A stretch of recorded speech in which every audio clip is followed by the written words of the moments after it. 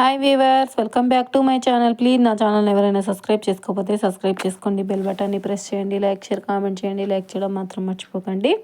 ప్రతి వీడియోలో చెప్తూనే ఉన్నాను కదా. ఈరోజు నేను టమాటా దోశ చేయబోతున్నాను. ప్రాసెస్లోకి అయితే వెళ్ళిపోదాం. ముందుగా అయితే ఒక మిక్సీ జార్ తీసుకొని అందులో 1 కప్పు బియ్యం పిండి, అరకప్పు శనగపిండి, 1/4 కప్పు గోధుమ పిండి, 1 అరకప్పు పెరుగు,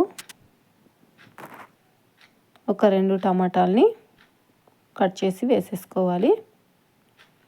ఇందులో నానబెట్టుకున్న ఎండుమిర్చి, ఇది స్పైసీనెస్ తక్కువ ఉంటుందండి. ఇది ఇలా బ్యాటర్ని మిక్సీ చేసుకోవాలి.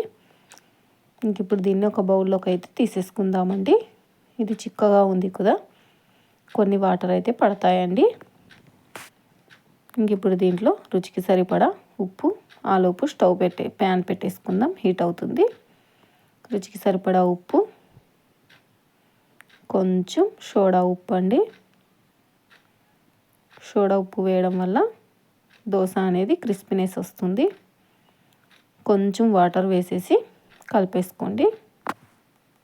కలిపేసుకొని స్టవ్ పెనం అయితే బాగా హీట్ ఉండాలండి. హీట్ ఉన్నప్పుడే చూడండి పొగలు వచ్చేస్తుంది. ఇప్పుడు సిమ్లో పెట్టేసుకొని మళ్ళీ కొంచెం వేసేసుకొని ఇంకా రౌండ్గా స్ప్రెడ్ చేసేసుకోండి. ఇది టేస్ట్ అనేది చాలా సూపర్గా ఉంటుందండి. టమాటా దోశ అనేది ఎప్పుడు తిని ఉండరు కదా, ఈ విధంగా ఒక్కసారి ట్రై చేయండి.